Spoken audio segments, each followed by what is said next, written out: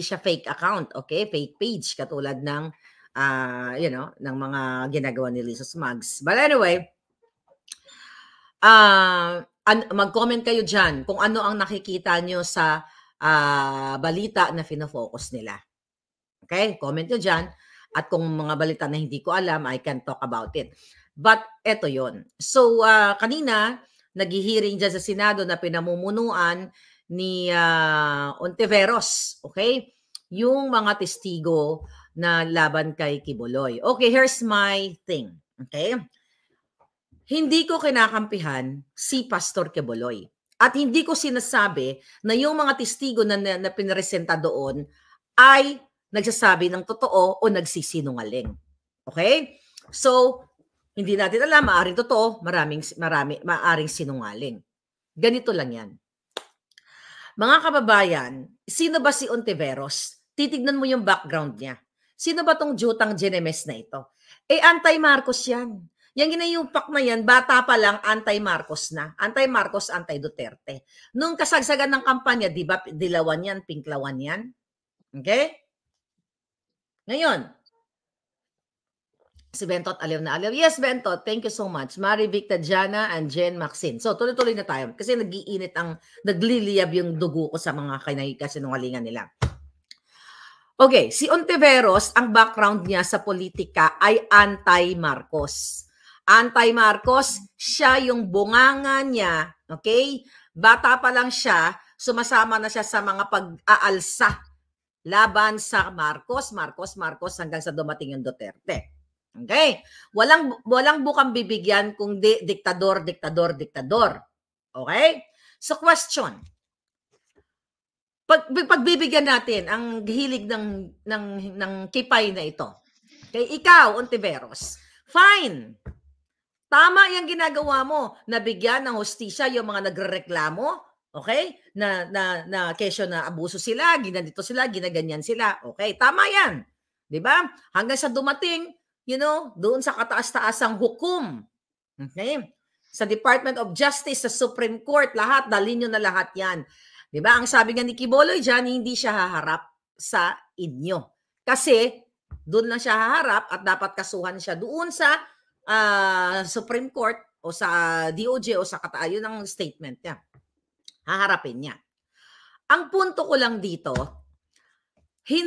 porket Ontiveros o Dilawan, paniniwalaan na ba natin yung mga kinaray-karay nilang mga testigo doon?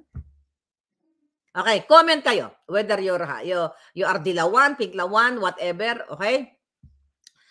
Okay?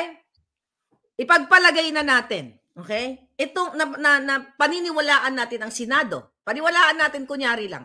Lahat ng pinipresent nila, kunyari, nagsasabi ng totoo.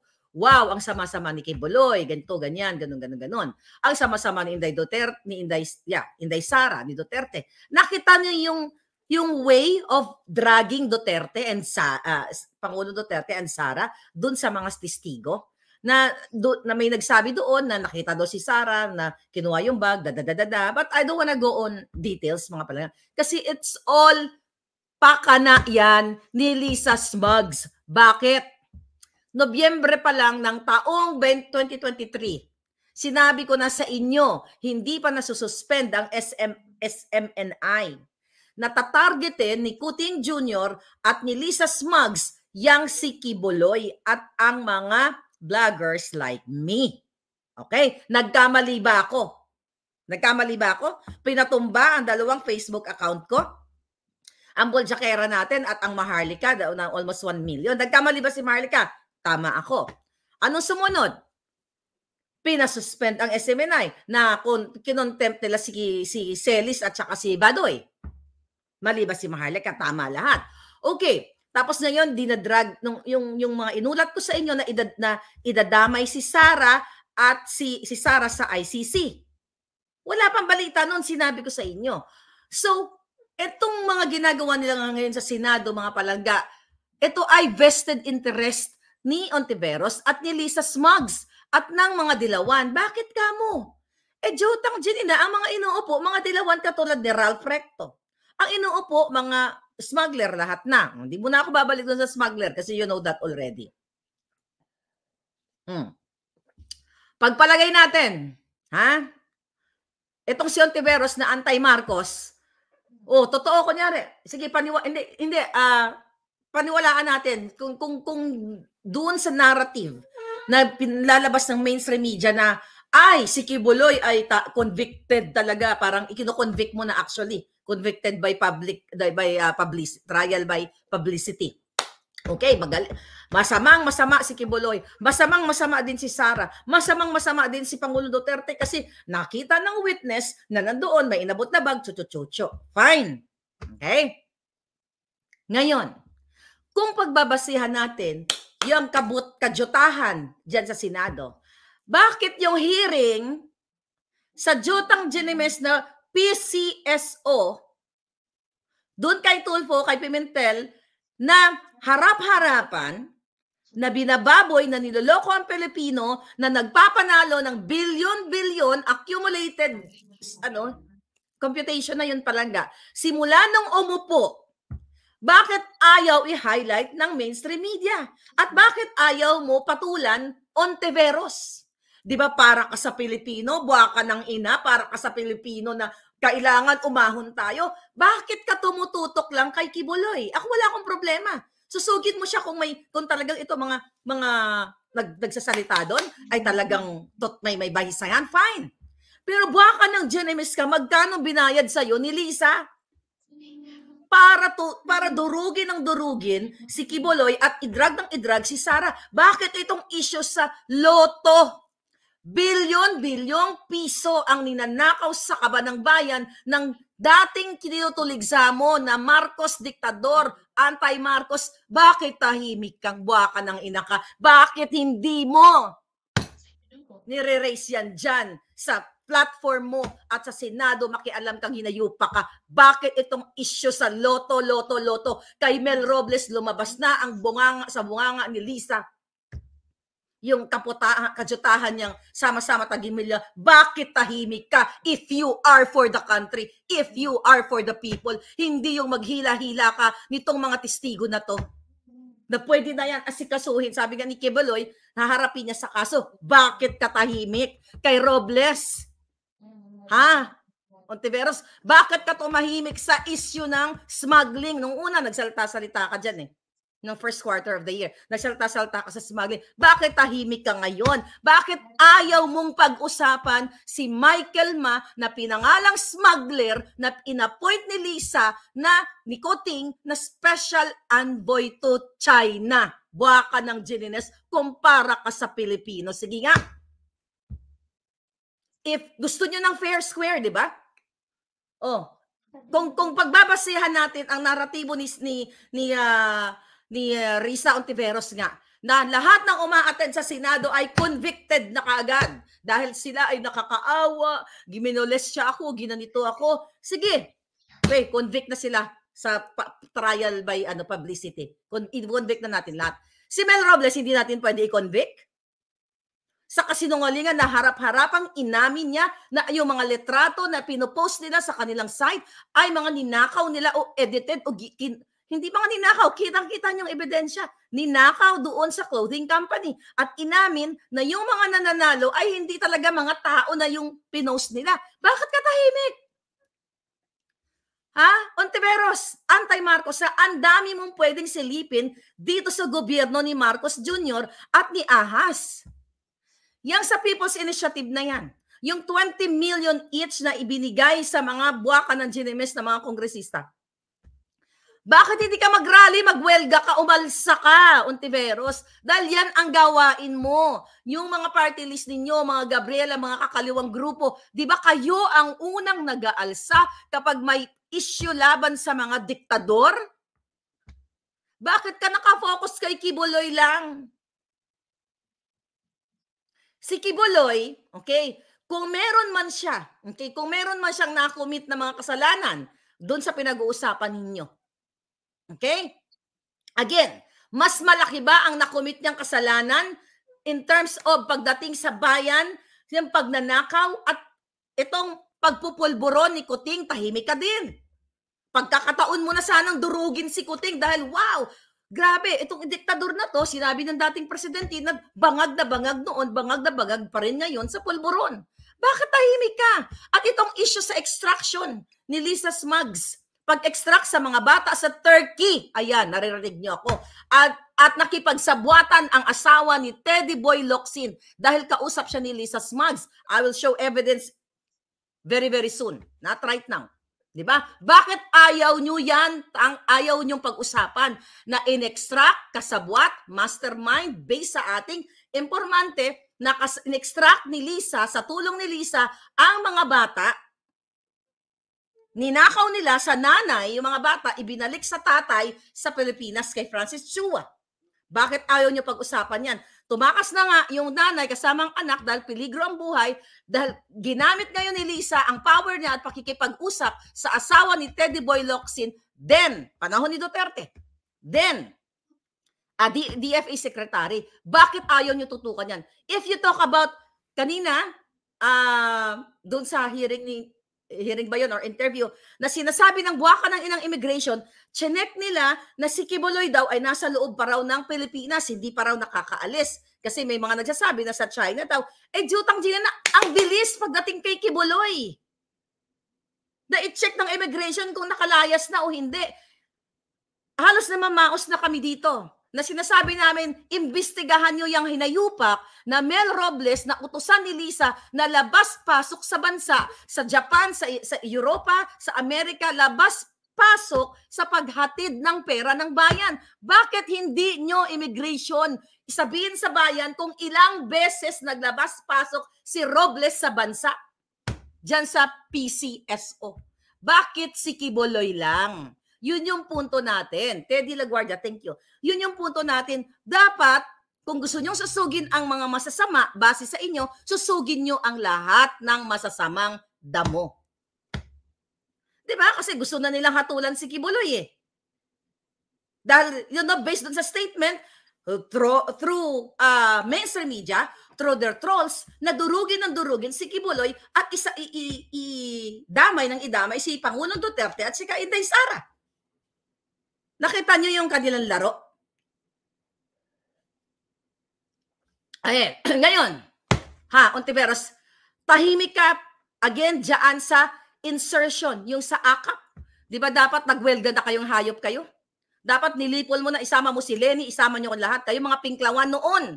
Di ba magwelga kayo na nilalapastangan ng taong bayan? Hindi tama yan. Yung 20 million pesos na binayad sa mga kongresista dahil sa buwakan ng ginamang initiative. Mga kababayan, hindi natin dapat payagan yan. Di ba ganun kayo? Bakit tahimik kayo? Si Laila de Lima na pinakalawala ni Lisa Smugs. Di ba tahimik ang buwakan ng inang Saba? Bakit tahimik kayo? Kasi kinasabwat na kayo ng buwakan ng ginang Ahas na ito. Dahil isa-isa kayong kulay. Dahil ang mga kapatid ni Ahas ay pumusta yan sa dalawa. Supporter yan ni Robredo. Kaya tahimik si Robredo. Di ba?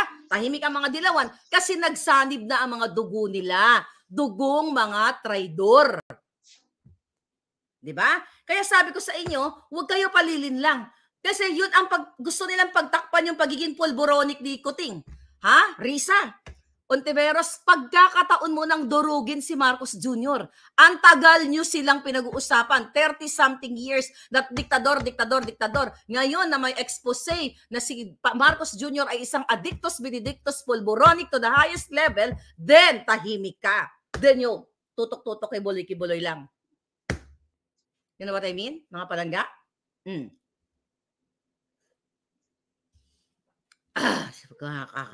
Gagagigil. Ngayon, tahimik ka kay Tambaloslos. Yung mga abogado dyan, during the hearing, doon si Amy, mga abogadong sangkot sa People's Initiative, na harap-harapang sinungaling, na sa umpisa, tinatanong ni Amy Marcos na kayo ba, na-meet nyo ba si Tambaloslos at si Zaldico? Kasama nyo ba sa mga pagtitipon nyo during yung pinagpaplanuhan nyo itong People's Initiative?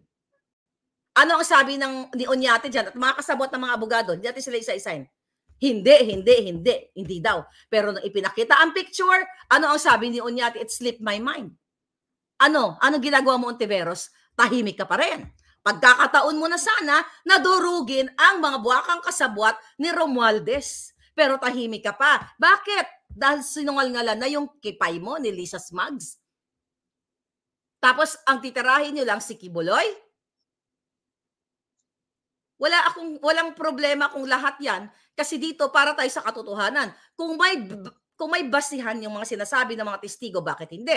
So bakit yun lang ang tututukan nila? Yung against kay Duterte, kay Sara at kay Kibuloy. Yung kay Romualdez, kay Lisa, kay Kuting Jr., dead mga buwaka ng Genemis na to. Di ba palaban ka? Freedom of speech? Ikaw mismo, freedom of speech, di ba? Nagwala kayo noong na-expired ang prangkisa ng ABS-CBN. Dahil ang issue ng ABS-CBN, marami silang tinraidor na mga workers, hindi binayaran and everything. Okay? Kaya hindi sila na-renew at na-expire na dadadada. Lahat, ni-recruit nyo ang mga artista, lahat nag-welga kayo, mahinayupak na kayo dahil sinasabi nyo, niyuyurakan o pinipigil ang malayang pamamahayag at ekspresyon ng taong bayan. Ang ginagawa kay Kibuloy sa kanilang istasyon na sila ay may prangkisa na hindi pa naman sila nahatulan o convicted sa kataas-taasang hukom na sila ay may ginawa, ganito, ganyan-ganyan. Puro hearing-hearing dyan sa Kongreso. Tahimik ka. So selective kayong mga jutang Genemis kayo. Kapag kakampi nyo o nasuhulan na yung kipay ninyo, tatahimik kayo. Pag walang bayad, aatakihin nyo. Diba? Bernadette Lobaton, kaluwa yung mga taga-Iloilo kapag madayon ang PI, mga mansion ni Lisa Smugs Dere sa Mandurriao, Iloilo. Yan, may nag-message sa akin. Thank you, Palangga. Ilang mansyon, Risa Ontiveros ang pinapatayo o napatayo na ni Lisa Smugs at mga kaalyansa niya. Kung gusto mong imbestigahan lahat, Risa, kung para ka sa Pilipino, papalakpakan ka namin, pero selective kang ginayupak ka.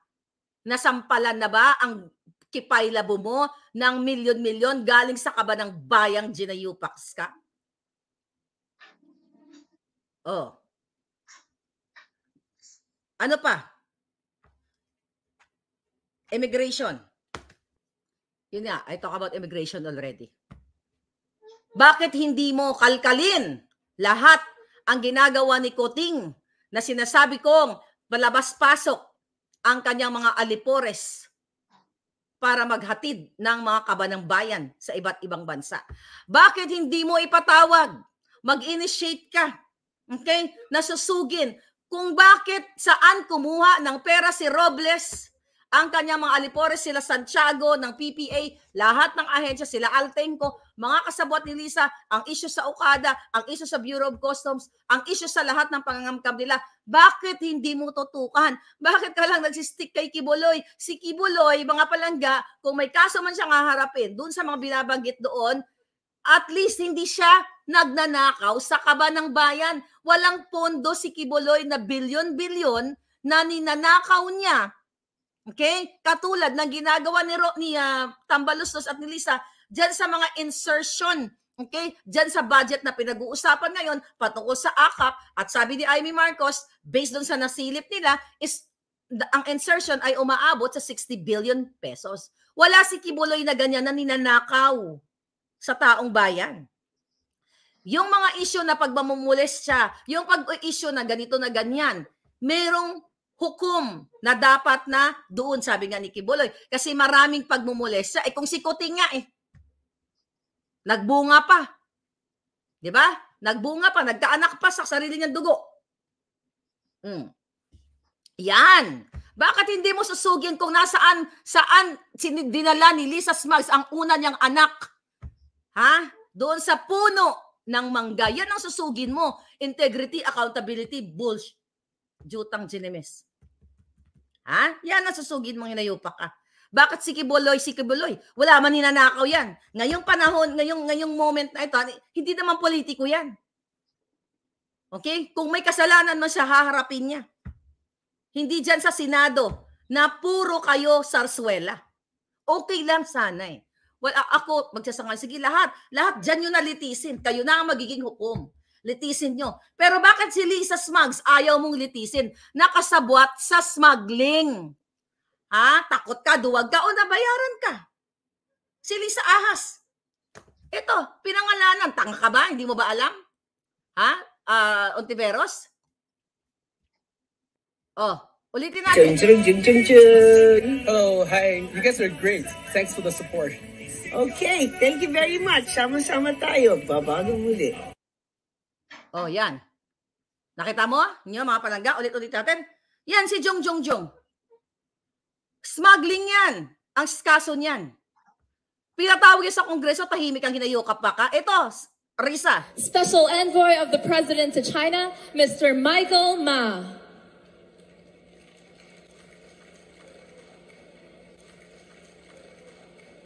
Oh, ginawang special envoy. Ito, Would pinangalan. like to request the Committee on Ways and Means to issue subpoenas for the following brokers, importers, facilitators, allegedly involved in large-scale agricultural smuggling in local ports and around the Philippines, namely Michael Ma.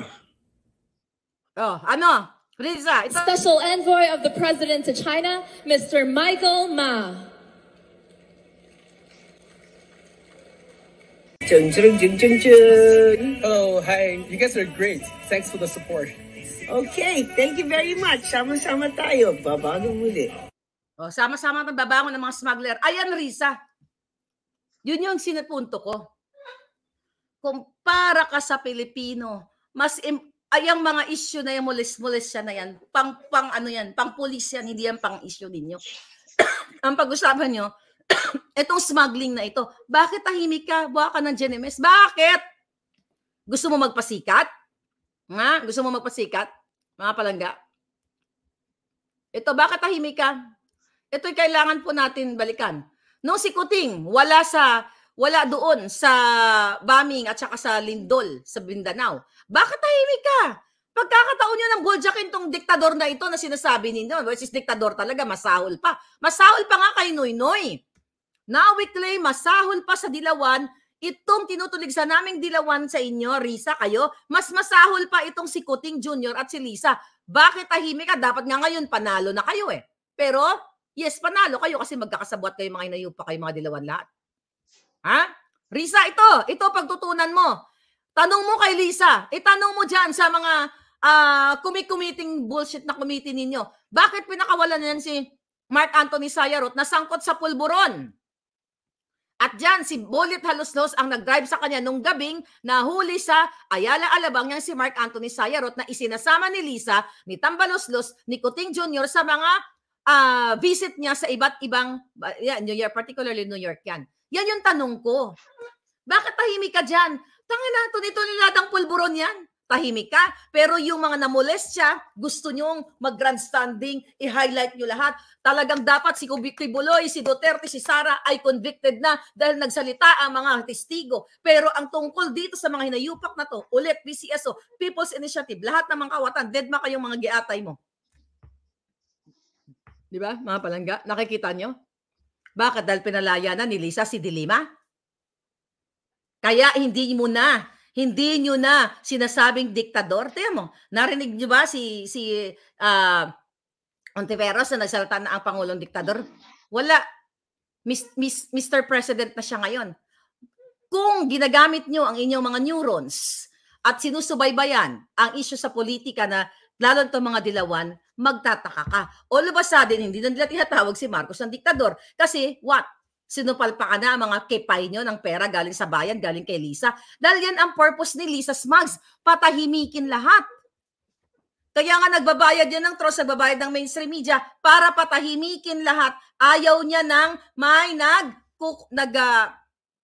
kukondina sa pamumuno niya kasi gusto niyang smooth sailing ang pagnanakaw, ang sa smuggling, lahat ng hinayupak na yan. Pero never ever magiging smooth sailing ang pagnanakaw niya kasi gising ang taong bayan at nakikita yung ginagawa ng hegemonyong gobyernong itong si Kuting Jr., na pulboronic at si Lisa Smugs, nakikita ng taong bayan kaya nakakarating sa inyo. Yun yung question natin, mga kababayan. Alang utang na loob ng buwaka ng inang junior na ito. Noong panahon na walang nagpapapansin sa kanila nagpapansin sa iyo dahil sukang-suka ka ng mainstream media. Only the SMNI ang nagbigay sa iyo ng platform na hinayupak ka. Pero ang pagtatraidor mo, hindi lang kay Kibuloy, ang pagtatraidor mo sa mga Duterte at sa taong bayan, higit sa lahat, abot hanggang impyerno na lagpasan nyo pa. Nga hinayupak kayo. Ngayon, mga palangga, tingnan natin to. May papakita ako sa inyo video nung panahon na 2018. Reel ko to, napanood nyo ba to? Okay. Ito yung reel na to. Ayan, nung na-meet ko si Pangulong Duterte. Pansinin niyo yung pagkain na pinakain. Diyan mamaya. Kita nyo? Okay. Pansinin yung pagkain na pinakain sa akin dyan. Ayan, susunod na. Kasaba cake. Ayan, kasaba cake. Ayan po yan. 2018 yan nung pumunta ako kay Pangulong Duterte. Or in-invite ako doon. Bakit ko pinapakita yan? Yang kinukumpara ko na noon, kahit supporter ako ng Duterte at na binoboljak ko rin ng Duterte, alam nyo yan kung paano ko rin boljakin ang Pangulong ang mga tao ni Duterte. Di ba? Pero noong 2018, nilatagan ako ng, hindi naman nilatagan ng red carpet. Doon talaga yung red carpet. Tinanggap ako ng maayos ng presidente ni Senator Bongo. Pero nung may nakita ako mali, binoboljak ko sila. Pero ang hina-highlight ko dyan sa video na yan, ang pinakain lang sa akin dyan ay balinghoy. Okay? Bakit kailangan natin, excuse me, i-highlight yung balinghoy? Dito mo makikita na nung panahon ni Duterte, hindi extravaganza. Walang pa-steak katulad ng sinabi ni Lorraine Badoy, di ba? Na nung pumunta siya sa Malacanang, may pa-lobster, may pa-steak, at may pa-fireworks pa nga. Di ba? Kaya nga nagkaroon ng ensimada versus yung mga steak at pa-salmon noong December 10 of 2022 nung nag-invite ang hinayupak na PCO, Presidential Communications, yung mga dugyot na vloggers at yung mga mainstream media. Okay? Ang pinakain, mga ensimada or hindi full meal. Pero ang pinakain sa mainstream media, may pa-steak, may pa-salmon at kung ano-ano pa. Okay, nakita nyo? So pagdating sa sa tingin ni Lisa Smugs noong time na yon, ay mapapatahimik niya, which is napatahimik niya nga, palalamunin ka ng palalamunin kahit baboy ramo. I'm just saying na kung tutusin yung ensimada, okay na yon. Kung ensimada lahat ang pinakain sa dugyot at ensimada rin ang pinakain doon sa mga mainstream media. So kaya natin pinag-usapan yon dahil tinignan natin ang trato sa mga tao na kapag dugyot ka at sipunin ka, okay, at syunga-syunga, walang laman yung mga jutak, dahil makatikim lang ng ensimada o makaapak lang sa Malacanang, busog na ako, chuchu-chuchu. Makita ko lang si Kuting, busog na ako. Isinasalarawan ko sa inyo at pinapresenta ko, you have to figure out na ang trato sa mga mainstream at sa mga dugyot, kumbaga ensimada versus steak. So dyan sa video na yan na sinasabi ko na hinainan ako ng balinghoy, ibig sabihin hindi extravaganza ang panahon ni Duterte kapag pumunta ka sa Malacanang.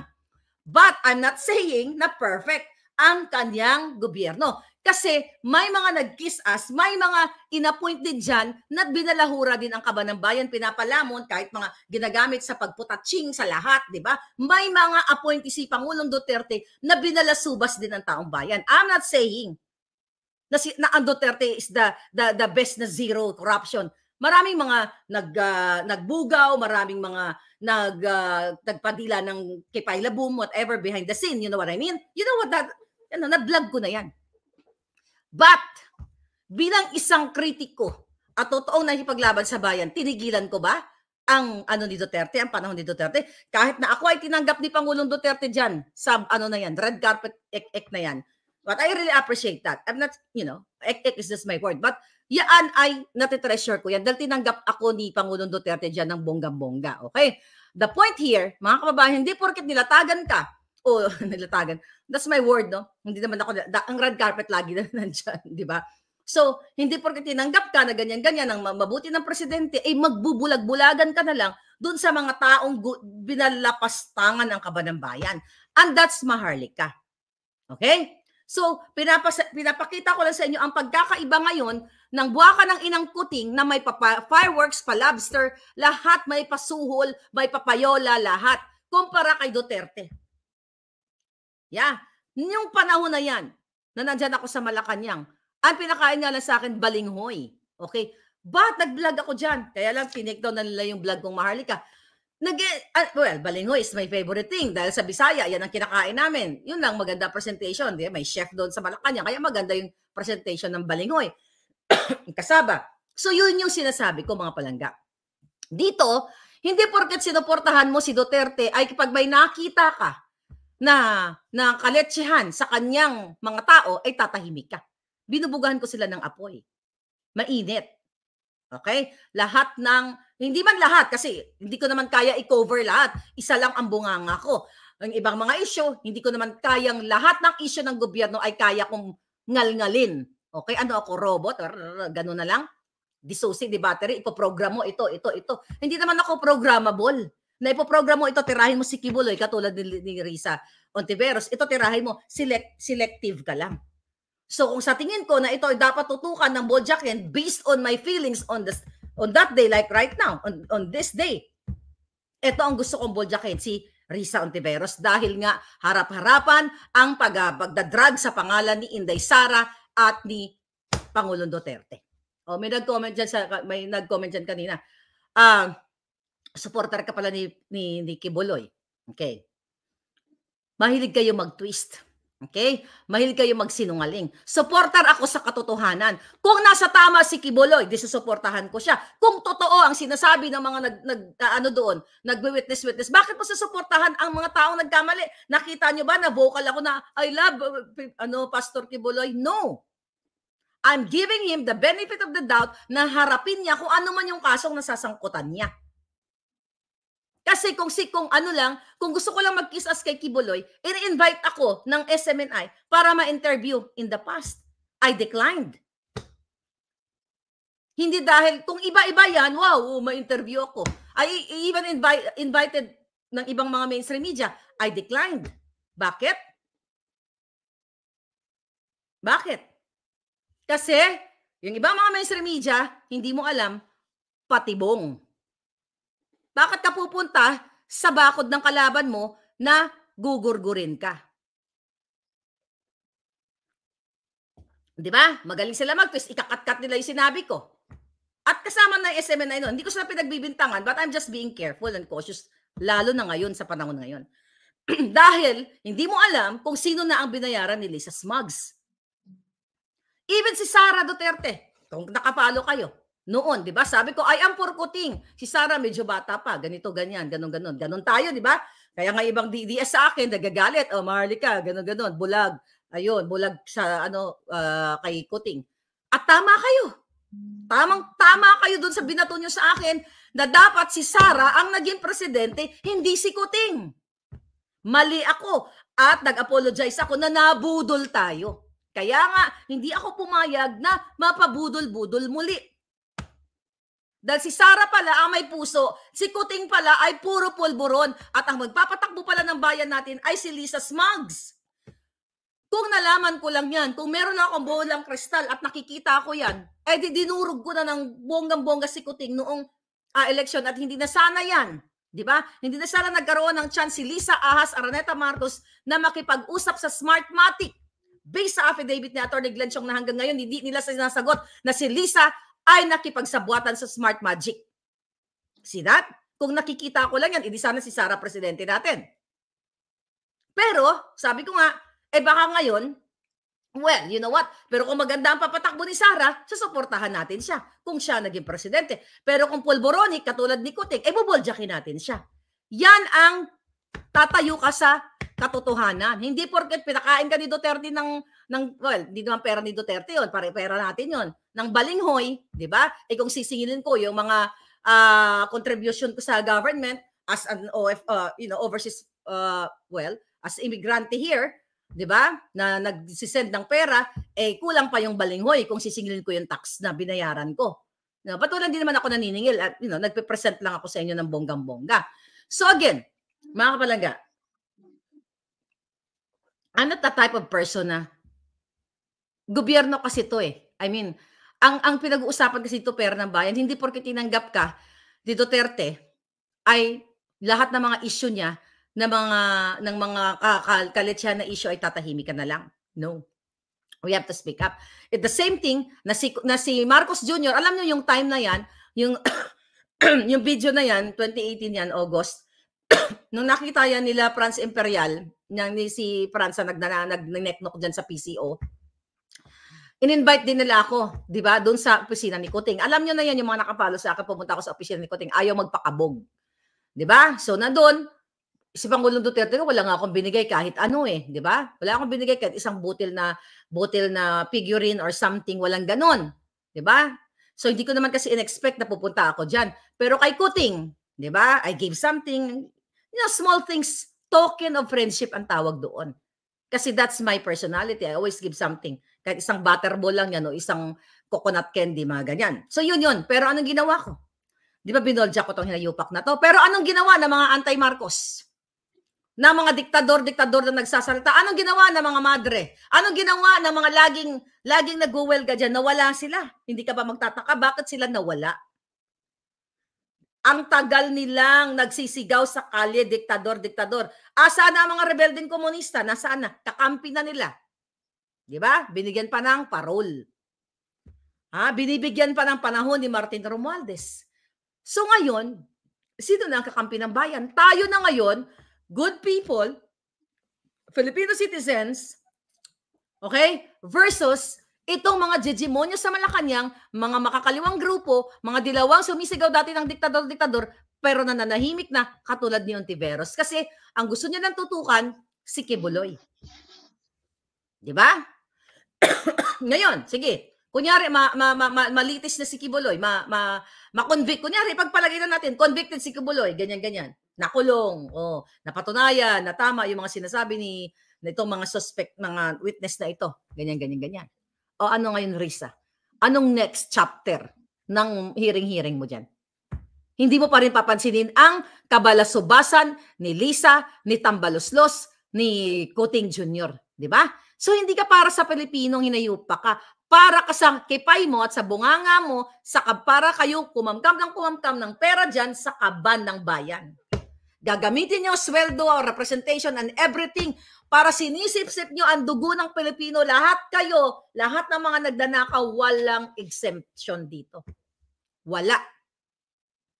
Kaya nga lahat tinutuligsa. Magtataka ka. Yung ibang mga vlogger, gumaganon. Ay, teka muna, dito muna ako kasi baka makinabang ako dito. Ang ibang mga vlogger ganyan. Ako, nakita nyo, lahat halos inaaway ko. Di ba? Halos lahat, mapa Duterte, mapa Marcos. Bakit? Kasi wala akong pakialam, okay, sa mga politiko dahil hindi ako nabubuhay dahil nagagasolinahan yung kipay ko o bunganga ko. Kaya ko mabuhay kahit magtinda ako ng kahit ano. Magtinda ako, maging barbero ako, marunong ako manggupit. Maging karpentero ako, marunong ako mamanday. 'Di ba? Mabubuhay ako, hindi makipaglimos sa mga magnanakaw na politiko, lilimusin ko ang pera ninyo. Kaya nga nung panahon ni Duterte, binobolja ko rin sila.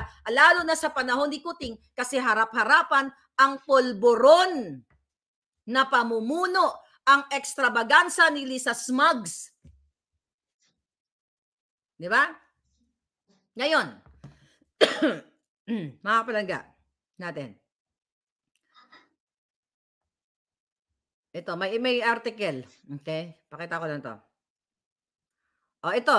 Mag-comment kayo dito. O, ikaw. Ito ha. Dali. Ito, balita 22 hours ago. Galing sa bilyonaryo. The Marcos administration or the Bangag administration is once again asking the Bangko Sentral ng Pilipinas to dig deep into its vaults. Okay? This time, to fund the development of a vast exhibition and convention center in the cultural center of the Philippines. From 50 billion, basahin natin. Okay? Ito na naman, ayan, basahin mo. Si Lisa Smugs na naman. Bangko Sentral ng Pilipinas top to bankroll construction of Asia's largest exhibition center in CCP Complex. February 18, 2014. Okay? Ngayon, sisimutin na naman nila ang budget sa Bangko Sentral ng Pilipinas. Magkano hiningi? Basahin natin to, mahaba-haba. Okay? The Marcos administration or Bangag administration is once again asking the Bangko Sentral ng Pilipinas to dig deep into its vaults, this time to fund the development of a vast exhibition and convention center in the Cultural Center of the Philippines or the CCP. The proposed Philippine International Exhibition Center. Magtatayo ng exhibition center. Ito daw ay pet project ni Lisa Ahas Smugs. A pet project of Lisa Butod Smugs. Araneta Marcos is meant to level up the country's competitiveness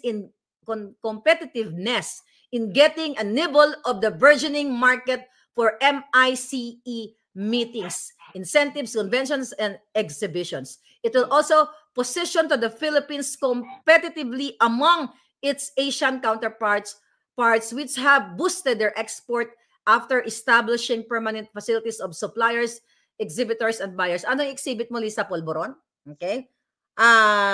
Based on the documents obtained by Billionario.com, the BSP has been tasked, inutusan ni Lisa Smugs, providing the required 18 billion pesos for the PIEC's construction with the Philippine International Convention Center, which owned by the BSP stated to manage its operation. Okay, basahin nyo na lang itong article na to. Sa mga tuwid, inuutusan na naman ni Lisa Ahas ang Bangko Sentral na sairin ang pera ninyo. Billion para magtayo nitong complex na ito para daw maging competitive tayo, maging world class, chu-chu-chu-chu tayo.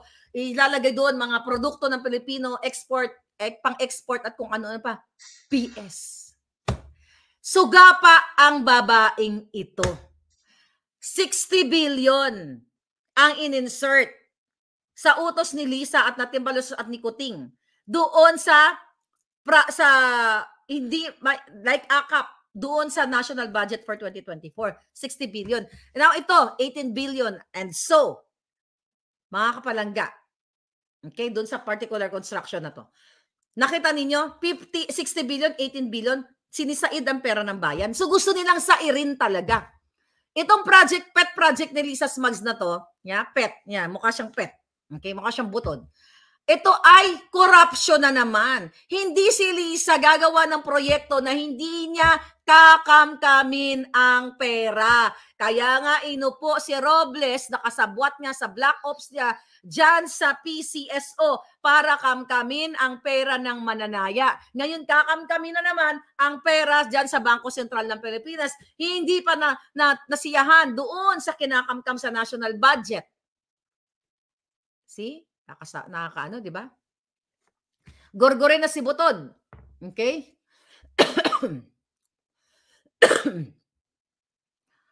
TV.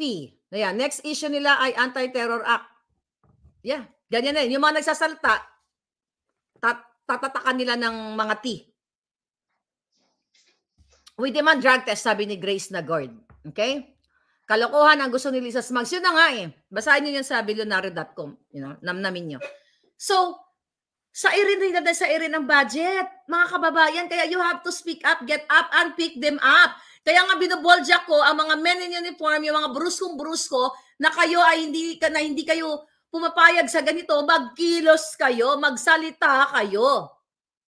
Lulubugin ang taba ng bayan, lulubugin ang kinabukasan ng inyong mga tao. Kaya nga kayo ang nakakakita kung paano magsinghot si Kuting ng Pulburon kasama ng kanyang mga sekretary dyan, okay, na nakapaligid sa kanya, nakikita nyo yan, kayo ang kamera ng taong bayan, 24/7 nandiyan kayo. Alam namin na nakikita ninyo na Adictus Benedictus si Kuting Jr. Pero wala pa rin kayong salita, tahimik pa rin kayo. Bakit? Dahil suportado nyo ang kaletsihan nila o nabayaran kayo o I'm giving you time to speak up. Kung hindi naman kayo kasali dito dito sa usapin na ito, hindi kayo kasali. Sunugin si Butod at Bangag, sabi ni Aisha, yan ang pangalan nila ngayon, Butod at Bangag. Excuse me. Ay, gayatay. Ano sabi ito? Inday Marlica, grabe talaga sila kagahaman. Tadtarin na natin silang lahat. Isama na si Rafi Tulfo. Pera-pera lang, sabi ni Imelda Cabag. Kaya nga palangga. Grabe madam, pare-pare silang dalawa. Tambalos-los budget sa Congress. Kaya nga eh. Eto ba mga palangga, inimbento lang ni Marlica to? Ito nga nandiyan sa media eh. Yung sa bilyonary, kababasa ko lang. Yung 60 billion, total of 60 billion, sinabi mismo ni Amy Marcos. Gawa ko lang ba to? Huwag kayo maniwala kay Marlica. Yun, lukaret lang yan. Matagal na akong lukaret since birth. sabi ng anak ko, Mama, sabi nga sa akin, sabi yan, kanina to, tumawag, habang nag-enjoy ako. Mama, yung kaklase ko may sinabi, may sabi daw sa'yo, Locaret. Sabi ko, anong sabi mo sa kaklase mo? Sabi niya, bago pa ako pinanganak, Locaret na yung nanay ko. Ha, ha, ha. Diba? Nasa pupunan pa na ako ng nanay ko, lokalokahan na ako. Oh, may issue ba tayo? Oh, yun. yun mga kababayan. Bakit parang tahimik ang men in uniform? Okay? Sabi ni Doja Tang, sumobra na ang pagkakawata ng admin, sabi ni Men Sinefa. Malas ng Pilipinas sa presidenteng bangag. May pasingot-singot pa. May pasingot-singot pero ang bigas, ang mahal. Okay? Kampihan na sila nila Ontiveros, NPA, sabi ni Franklin Berligara. Yun nga, mga palangga. Grabe. Solid Maharlikan ako. Thank you so much. Matindi ang kamandag ni Butod. Sila na ang unit team ng pagkakawat. Sabi ni Den Scorpion, Ma'am, I think set up ni Ontiveros yung kulto ni Senyor Aguila. Kaya nga hindi ko inano yun. Yung Aguila na yon. Kung eto Ontiveros, bukangkang ha, isa ka pa, mga bukangkang. Kung talagang para ka sa Pilipino, ulit-ulitin ko, bakit tahimik ka na magdiktador dito? Baka respetado mo ngayon si Kuting. Buong buhay mo, lumaki ka na nagsisigaw-sigaw ng diktador. Tapos si Kibuloy na hindi naman politiko ang tinututukan mo. Kasi what? Magkano ha, Risa? Magkano ang nilagay sa kipay mo? Magkano ang dineposito? Magsalita ka. Karma is real. Tignan nyo si Chris, sabi ni Doja Tang. Truly Lee, palangga. Truly Lee. Bakit sa Senate bakit sa Senate hindi sa Korte obvious na panghihiya sa mga Duterte at Kibuloy? Sampahan nila ng kaso, hindi dyan sa Senado. Focus na kayo sa problema ng bansa. Maghihingalo na ang mga mahirap. Exactly, mga palangga. Yun na nga sinasabi ko. Ano ba ang issue ng bansa? Yung dinanakaw yung kaba ng bayan. Ang issue ni Kibuloy, sabi ko nga ako, meron man siyang na molest siya kung ano pa man, haharapin niya sa korte. Hindi dyan sa Senado. Ang issue dyan sa Senado, dapat kung paano mapigilan ang pagnanakaw ni Lisa, ni Kuting, ni Tambalusos, ni Mel Robles, ni PPA, Jay Santiago, ng Bureau of Customs, ng mga pulburon, pagka-transport in and out sa bansa, pag-smuggling ng mga sasakyan, yan ang issue, hindi ang issue ni Kibuloy. Dahil sa Pilipinas, ang daming nang mumulest siya. Ngayon, pababayaan ba natin yung mamulest siya? Dapat si Kuting nga yan eh. Sarili lang kamag-anak, di ba? Pa-DNA niya yung anak niya dyan. Pa-DNA mo. Yung Tiveros, para malaman natin ang katotohanan dito. Kung kamukhang-kamukha niya eh. Di ba? Yung anak niya sa pinsan niya. At ipa-check nyo din si Lisa Marcos. Kung saan niya, kung kinitil ba niya, sinakal ba niya yung kanyang anak kay Puno. Oh, yan. Diyos na yung jutang genimis na yan. Yung butod na yan, yung bangag na yan. Dapat yun ang palatakas, palayasin yan dyan. Dapat yun ang ilubog sa kumunoy. Kayong mga nakatingin na 24/7 sa paghihit-hit, pagsisinghot ng mga yawa dyan sa Malacanang, kayo ang may accountability sa taong bayan. Kayong mga men in uniform na nagbabantay sa bawat pagtikis ninyo o pag-tolerate ninyo sa pagsinghot nila, buhay ng mga anak ninyo ang sinisira ninyo at mga kapu-apuhan nyo. And I hope hindi kayo karmahin. Kasi ang karma, tumatagos yan kahit saan. Sa bawat paghihirap nyo sa Pilipino, inaaratay na ang mga Pilipino dahil sa kamahalan ng bigas. Kayo nagpa-party, nagpa-fireworks, nagsistake, nagsasalmon, kung ano-ano pang mga kahayupan, may mga pababae pa, may mga pulburon pa, di ba? Para nang den yung loob ng Malacanang. Pa-concert and everything. Ang mga tao tumatangis. Pag nagalit na ang taong bayan, mataramdaman ninyo ang lupit ng hagupit ng boses ng taong bayan. Ang lupit na hagupit ng mga taong ginigipit. Kaya kayo ay maiipit. Oh, ayan, nagka-rhyme tayo. Pwede nang kanta yan. Excuse me. Ay, nako, mga palangga. Nananahimik ang men in uniform, sabi ni Doja Tang. Di ba? Lulitsky, thank you. It's just so, palangga. Go, go, go. Peace and rally sa Feb 25. Alindog versus Mandarambong, sabi ni Den Scorpion. February 25, Cebu. Okay, pumunta kayo doon kung kayo ay malapit. Pero kung nasa Maynila, wala kang pambiling bigas, support na lang tayo sa social media. Diba? So, yun mga palaga. Anyway, this is your Fair Lady Maharlika. Ang panghuling salita ko, huwag tayong pasisiil. Dapat nating tapusin na itong panggigipit ng mga hayop na ito. Labanan natin, magsalita tayo, peaceful speak up day, peaceful na pagbuhat sa kanila. Dahil itong mga ito, bubueltahan ang Pilipino nito ng pula-pula. Kaya dapat maging mahinahon tayo sa pag-speak up. Kaya nga nananawagan tayo sa Men in Uniform, dahan-dahanin nyo na. Sabi nyo, Kuting, so much na. That's too much of pulburon. Come on. Lisa, too much of pagdanakaw. Buhatin dahan-dahan. Diyan kayo sa Kumunoy, ilubog nyo ganon. Dapat ganon. Thank you mga palangga. See you later.